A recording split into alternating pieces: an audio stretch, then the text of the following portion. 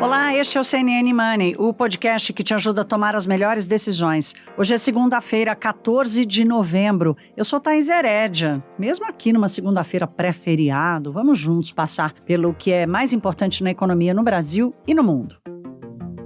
Turma, é o seguinte, o Brasil tem feriado amanhã, dia 15 de novembro. O presidente eleito, Luiz Inácio Lula da Silva, embarca nesta segunda-feira para o Egito. Ele é uma estrela aguardada em Sharm el-Sheikh para a COP27, já que a Amazônia está no centro das atenções do debate climático. Mas enquanto o Lula estiver falando lá em Sharm el-Sheikh, aqui no Brasil tem uma atuação dos bombeiros do PT e do entorno do governo de transição, para tentar sinalizar alguma racionalidade na construção da proposta de emenda à Constituição que vai mudar o orçamento do ano que vem. A reação dos mercados na semana passada, nós falamos bastante disso na sexta-feira de manhã, vocês viram que na sexta houve uma tentativa de recuperação. A Bolsa tinha caído mais de 3, recuperou 2 e pouco, terminou a semana com queda de 5%. O dólar, que tinha subido mais de 4% na quinta-feira, na sexta-feira teve uma queda de 1%. Então, não deu para recuperar aquele efeito manada, né, de quinta-feira depois da fala do presidente Lula, do presidente eleito, sobre a responsabilidade fiscal, né? A grande discussão era, tá bom, mas ele falou alguma novidade? Não falou, mas ele já é presidente eleito, então tem uma questão de institucionalidade aqui.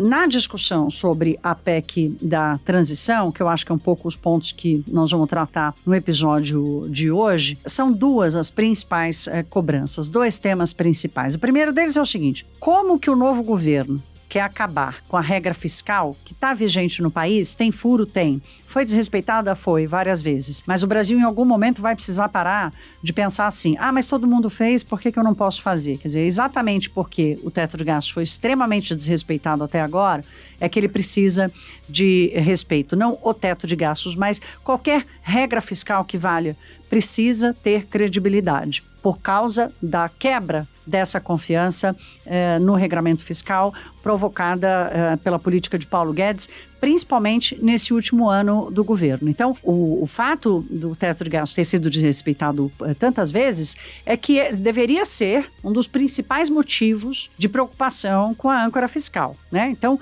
tem uma inversão aqui que é cotidiana, que é rotineira no Brasil, né? Se todo mundo já fez, por que a gente não pode fazer agora? Então, a primeira questão é, como é que vai acabar com o que está vigente, com furo ou não, sem apresentar o que vem no lugar, né? Então, de novo, como eu disse na semana passada, vocês vão se lembrar que eu usei o trocadilho do ônus e do bônus. O governo de transição está brigando pelo bônus e querendo adiar o ônus de qualquer forma. Então, aquela ideia primeira de, vai excluir o Bolsa Família permanentemente do teto de gastos. Agora já estou começando a falar em 4 anos, o mandato inteiro, né, do presidente eleito.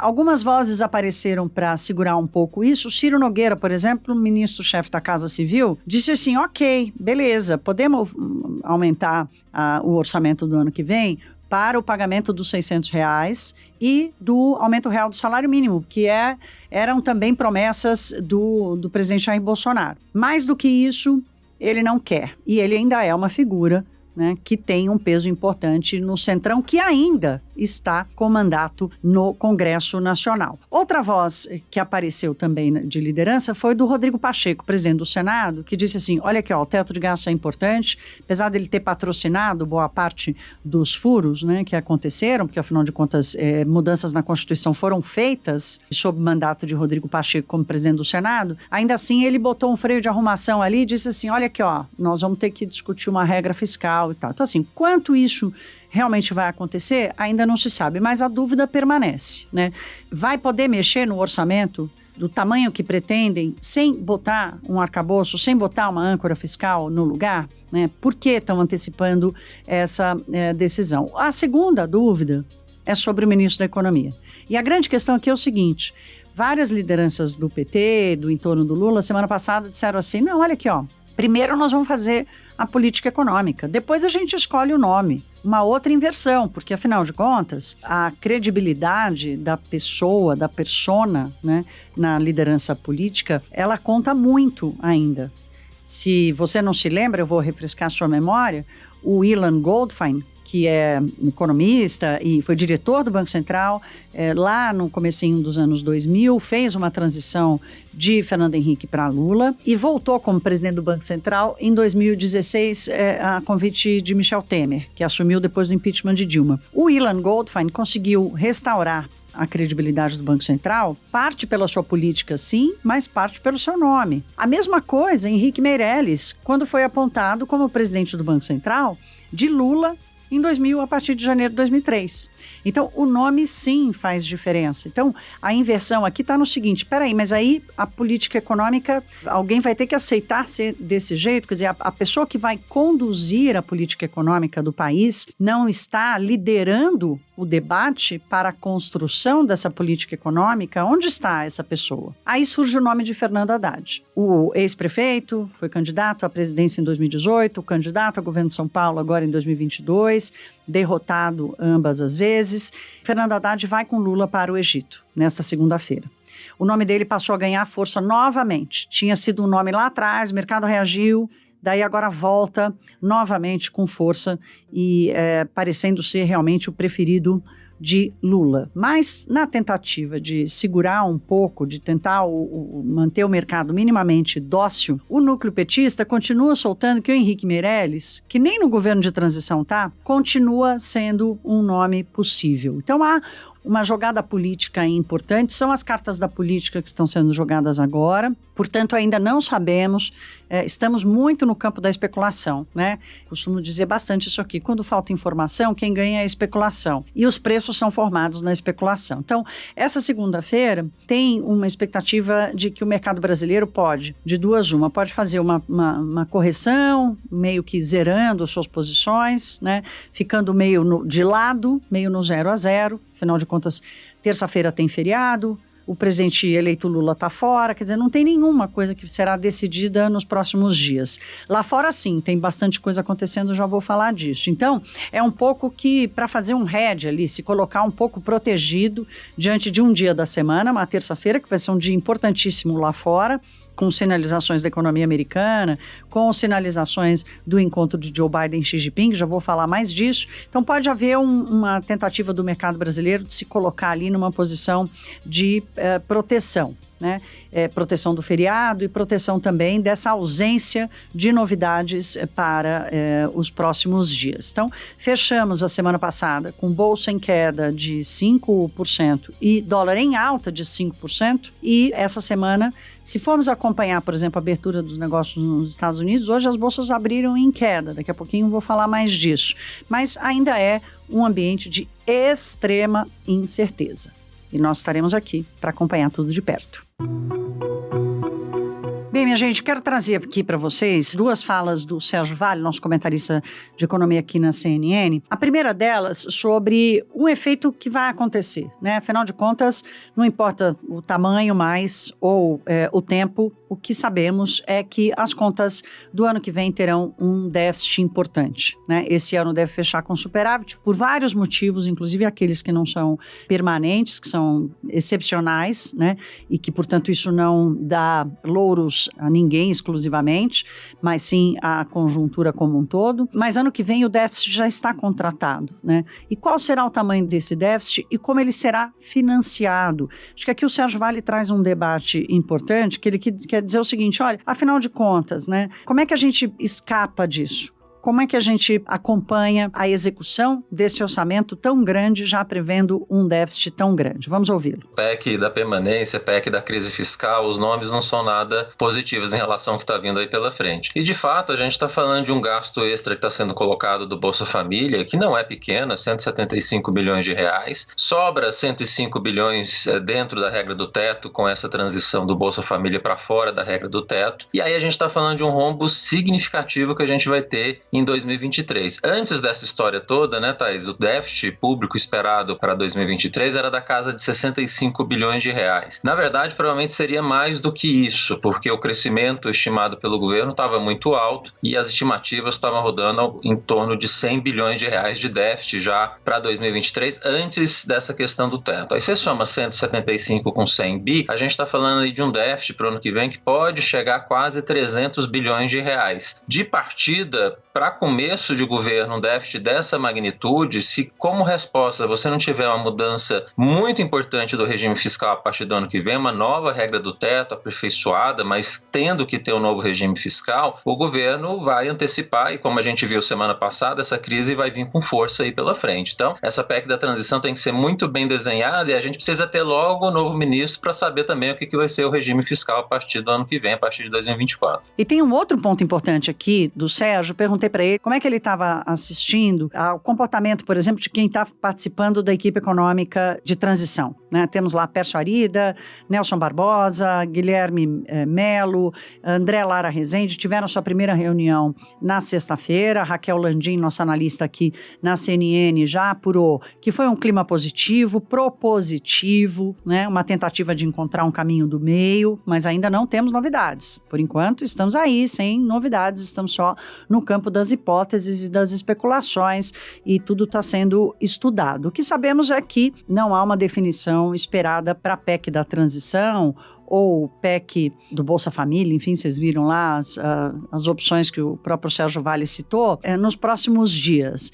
Agora, a única saída, ou pelo menos aquela da qual nunca conseguimos escapar diante de um desequilíbrio das contas públicas, é aumento de impostos. Tem duas certezas na vida, né? A morte e que a gente paga imposto, né? Vocês já devem ter ouvido esse ditado. Então vamos ouvir o Sérgio falando dessa inevitabilidade. Consegui até falar essa palavra difícil. Esse gasto social a mais no ano que vem, Thaís, estava mais do que esperado, né? Estava na conta de todo mundo. O próprio Pércio, no plano que ele lançou alguns meses atrás, aquele plano dos 6, ele considerava na estrutura de aumento de gasto social no ano que vem alguma coisa em torno de 1% do PIB. Não era só gasto social, tinha alguns outros gastos dentro disso também, mas era um gasto extra fora do teto que duraria durante algum tempo, provavelmente durante o primeiro mandato, né, os 4 anos, e depois você voltaria ao normal. Então, assim, o Pércio já tinha um pouco essa ideia também desse gasto extra-teto acontecer, desse waiver acontecer, mas a questão toda que se coloca é o tamanho do waiver e, no final, um waiver que se coloca dessa magnitude, abrindo um espaço para ele mesmo começar a crescer com mais força nos próximos anos, e o tamanho do déficit que surge disso, Thaís. Eu tenho receio que esse déficit dessa magnitude que a gente está falando, quando ele chegar a quase 300 bilhões de reais, uma das soluções para isso poderia ser fazer um ajuste fiscal, cortar gastos a partir de 2023, especialmente 2024, uma reforma administrativa, algo nesse sentido, que eu acho cada vez mais difícil da gente ver acontecer dessa forma. Eu acho que do jeito que está caminhando, a gente infelizmente vai ter um aumento de carga tributária, aumento necessário de arrecadação para você conseguir cobrir esse déficit nos próximos anos. Então,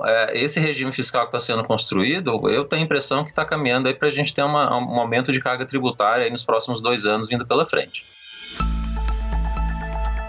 Olha, para a gente terminar, vou falar um pouco da abertura dos mercados lá fora. Os futuros americanos em queda, Europa com índices em alta. Esse recuo da abertura nos Estados Unidos vem depois daquela sexta-feira maravilhosa, que foi o maior ganho semanal desde junho. Então, a semana termina com dados muito bons para o mercado acionário nos Estados Unidos. Mas aí os alarmes começaram a soar. Então tem ali um baldezinho básico de água fria que começou a ser jorrado no final da sexta-feira. Primeiro o JP Morgan avisando, claro que eu estou abrasileirando o recado, que canja de galinha e prudência não faz mal a ninguém, né? E a análise do JP acabou sendo um plus a mais ao discurso do diretor do Fed, o Christopher Waller, dizendo que ainda há caminhos a serem percorridos para que o Fed esteja satisfeito com a queda da inflação americana. O Waller está alertando que os mercados estão se adiantando muito. Aquele famoso cara empolgou, imaginando que a inflação já se acomodou, ou seja, o pico já passou. Agora, a queda, ela ainda mostra sinais de ter um ritmo muito lento. O diretor do Fed admitiu que sim, já é possível pensar numa redução do ritmo da elevação dos Fed Funds, mas ainda está longe de imaginar, por exemplo, onde vai parar ou quanto tempo vai ficar. Então, pela ferramenta do CME Group, que mede essa expectativa dos gestores para a trajetória dos juros, está ficando claro que o mercado resolveu esperar um pouco, entendeu? Assim, a aposta no fim do ciclo mostra que a taxa vai chegar no mínimo a 5%. Aí, depois do ciclo completo, ainda não há certeza de quanto tempo vai ficar essa taxa lá no alto, uma taxa que não se vê há muitos anos no Brasil, para que a inflação americana volte para a meta de 2%. Na sexta-feira também teve a divulgação do índice de sentimento de Michigan, que mostrou duas coisas. Primeiro, uma piora na percepção da atividade econômica, e realmente ela está acontecendo, aliás, por trabalho do Banco Central, né, tentando conter a demanda de alguma forma para controlar a inflação, e uma piora também na expectativa de inflação dos consumidores. E essa piora, ela veio tanto na visão de curto quanto de longo prazo. Aqui tem um índice importantíssimo, né? Nós sabemos que a economia é uma ciência humana, é uma ciência, portanto, que trata das expectativas. A expectativa de inflação é um indicador importantíssimo, de uma ferramenta importantíssima para os bancos centrais tomarem as suas decisões.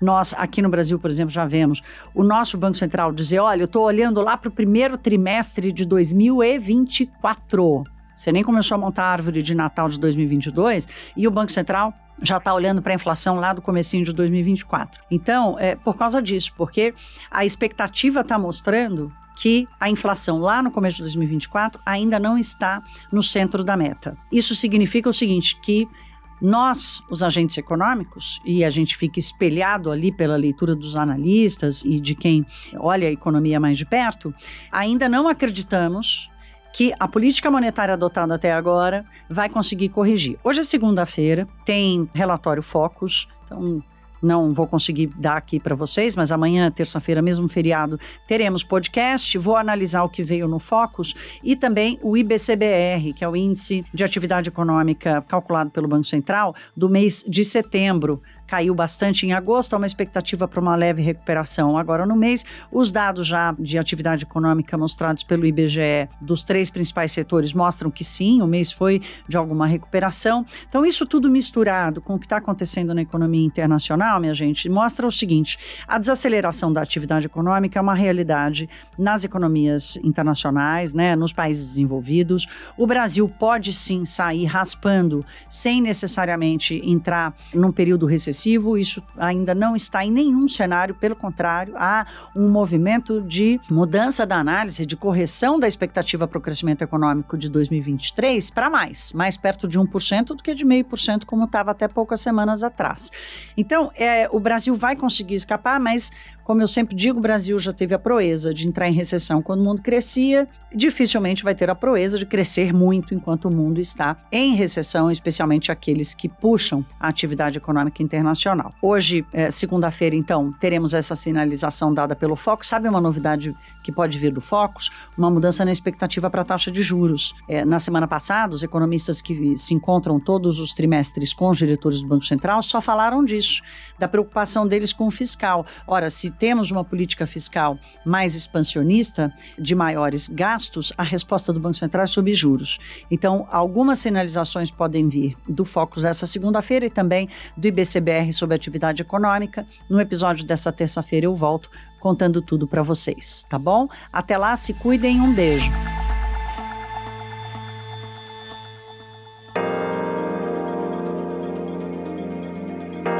Com a apresentação de Thaís Hered, este podcast foi produzido pela Maremoto para a CNN Brasil. Edição e sonorização, Caio Corraine. Coordenação geral, Paula Weinberg e Felipe Gomes. Coordenação de produto, Verônica Schneider.